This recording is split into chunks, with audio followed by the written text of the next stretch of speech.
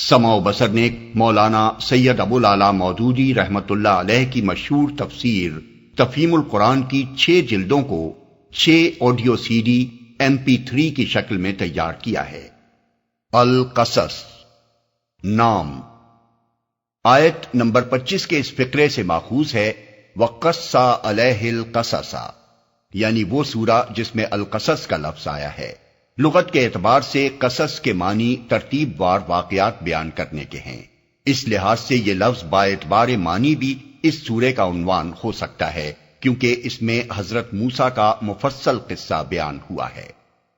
زمانہ نزول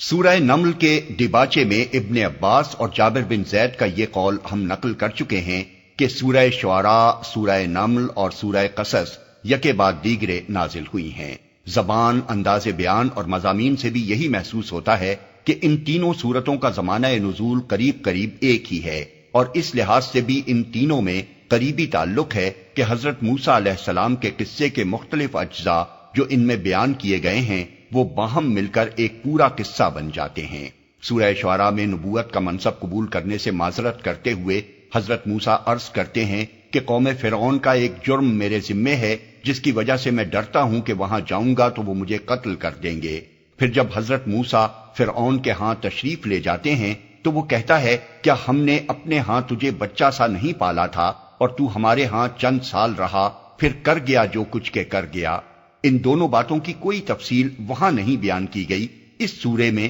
اسے بتفصیل بیان کیا گیا ہے۔ اسی طرح سورہ نمل میں قصہ یکا یک اس بات سے شروع ہو گیا ہے کہ حضرت موسیٰ اپنے اہل و عیال کو لے کر جا رہے تھے اور اچانک انہوں نے ایک آگ دیکھی۔ وہاں اس کی کوئی تفصیل نہیں ملتی کہ یہ کیسا سفر تھا، کہاں سے وہ آ رہے تھے اور کہاں جا رہے تھے، یہ تفصیل اس سورے میں بیان ہوئی ہے۔ اس طرح یہ تینوں سورتیں مل کر قصہ موسیٰ علیہ السلام کی تکمیل کر دیتی ہیں۔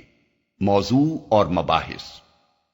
اس کا موضوع ان شبہات و اعتراضات کو رفع کرنا ہے جو نبی صلی اللہ علیہ وسلم کی رسالت پر وارد کیے جا رہے تھے، اور ان عذرات کو قطع کرنا ہے جو آپ پر ایمان نہ لانے کے لیے پیش کیے جاتے تھے۔ اس غرض کے لیے سب سے پہلے حضرت موسیٰ کا قصہ بیان کیا گیا ہے جو زمانہ نزول کے حالات سے مل کر خود بخود چند حقیقتیں سامع کے ذہن نشین کر دیتا ہے۔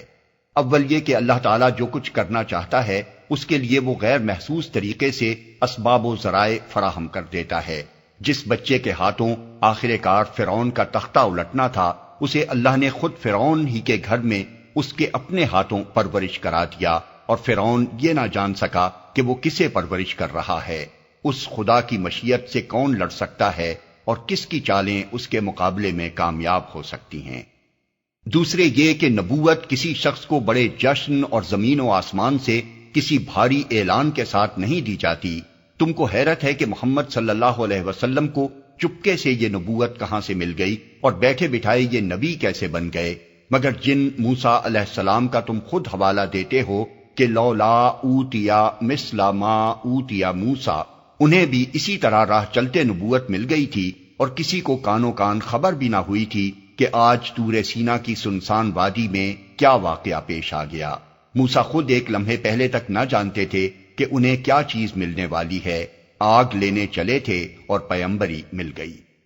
تیسرے یہ کہ جس بندے سے خدا کوئی کام لینا چاہتا ہے وہ بغیر کسی لاؤ لشکر اور سر و سامان کے اٹھتا ہے، کوئی اس کا مددگار نہیں ہوتا، کوئی طاقت بظاہر اس کے پاس نہیں ہوتی، مگر بڑے بڑے لاؤ لشکر اور سر و سامان والے آخر کار اس کے مقابلے میں دھرے کے دھرے رہ جاتے ہیں۔ جو نسبت آج تم اپنے اور محمد صلی اللہ علیہ وسلم کے درمیان پا رہے ہو، اس سے بہت زیادہ فرق موسیٰ علیہ السلام اور فرعون کی طاقت کے درمیان تھا، مگر دیکھ لو کہ آخر کون جیتا اور کون ہارا۔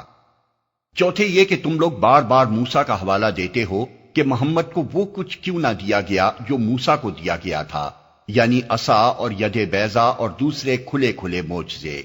گویا تم ایمان لانے کو تو تیار بیٹھے ہو، بس انتظار تو یہ ہے کہ تمہیں وہ معجزے دکھا دیے جائیں جو موسیٰ نے فرعون کو دکھائے تھے، مگر تمہیں کچھ معلوم بھی ہے کہ جن لوگوں کو وہ معجزے دکھائے گئے تھے انہوں نے کیا کیا تھا، وہ انہیں دیکھ کر بھی ایمان نہ لائے تھے۔ انہوں نے کہا تو یہ کہا کہ یہ جادو ہے، کیونکہ وہ حق کے خلاف ہٹ دھرمی اور عناد میں مبتلا تھے۔ اسی مرض میں آج تم مبتلا ہو، کیا تم اسی طرح کے معجزے دیکھ کر ایمان لاؤ گے؟ پھر تمہیں کچھ یہ بھی خبر ہے کہ جن لوگوں نے وہ معجزے دیکھ کر حق کا انکار کیا تھا ان کا انجام کیا ہوا؟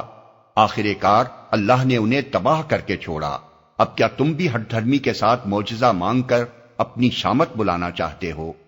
یہ وہ باتیں ہیں جو کسی تصریح کے بغیر آپ سے آپ ہر اس شخص کے ذہن میں اتر جاتی تھی جو مکے کے کافرانہ ماحول میں اس قصے کو سنتا تھا، کیونکہ اس وقت محمد صلی اللہ علیہ وسلم اور کفار مکہ کے درمیان ویسی ہی ایک کشمکش برپا تھی جیسی اس سے پہلے فرعون اور حضرت موسیٰ کے درمیان برپا ہو چکی تھی، اور ان حالات میں یہ قصہ سنانے کے معنی یہ تھے کہ اس کا ہر جز وقت کے حالات پر خود بخود چسپاں ہوتا چلا جائے، خواہ ایک لفظ بھی ایسا نہ کہا جائے جس سے معلوم ہو کہ قصے کا کون سا جز اس وقت کے کس معاملے پر چسپاں ہو رہا ہے۔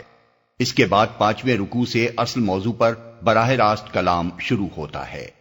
پہلے اس بات کو محمد صلی اللہ علیہ وسلم کی نبوت کا ایک ثبوت قرار دیا جاتا ہے کہ آپ امی ہونے کے باوجود 2000 برس پہلے گزرا ہوا ایک تاریخی واقعہ اس تفصیل کے ساتھ من و ان سنا رہے ہیں، حالانکہ آپ کے شہر اور آپ کی برادری کے لوگ خوب جانتے تھے کہ آپ کے پاس ان معلومات کے حاصل ہونے کا کوئی ایسا ذریعہ نہیں ہے جس کی وہ نشاندہی کر سکیں۔ پھر آپ کے نبی بنائے جانے کو ان لوگوں کے حق میں اللہ کی ایک رحمت قرار دیا جاتا ہے کہ وہ غفلت میں پڑے ہوئے تھے اور اللہ نے ان کی ہدایت کے لیے یہ انتظام کیا۔ پھر ان کے اس اعتراض کا جواب دیا جاتا ہے جو وہ بار بار پیش کرتے تھے کہ یہ نبی وہ معجزے کیوں نہ لایا جو اس سے پہلے موسیٰ لائے تھے۔ ان سے کہا جاتا ہے کہ موسیٰ جن کے متعلق تم خود مان رہے ہو کہ وہ خدا کی طرف سے معجزے لائے تھے، انہی کو تم نے کب مانا ہے کہ اب اس نبی سے معجزے کا مطالبہ کرتے ہو؟ خواہشات نفس کی بندگی نہ کرو تو حق اب بھی تمہیں نظر آ سکتا ہے، لیکن اگر اس مرض میں تم مبتلا رہو تو خواہ کوئی معجزہ آ جائے تمہاری آنکھیں نہیں کھل سکتی۔ پھر کفار مکہ کو اس واقعے پر عبرت اور شرم دلائی گئی ہے جو اسی زمانے میں پیش آیا تھا کہ باہر سے کچھ عیسائی مکہ آئے اور نبی صلی اللہ علیہ وسلم سے قرآن سن کر ایمان لے آئے، مگر مکے کے لوگ اپنے گھر کی اس نعمت سے مستفید تو کیا ہوتے، ان کے ابو جہل نے الٹی ان لوگوں کی کھلم کھلا بے عزتی کی۔ آخر میں کفار مکہ کے اس اصل عذر کو لیا جاتا ہے جو نبی صلی اللہ علیہ وسلم کی بات نہ ماننے کے لیے وہ پیش کرتے تھے۔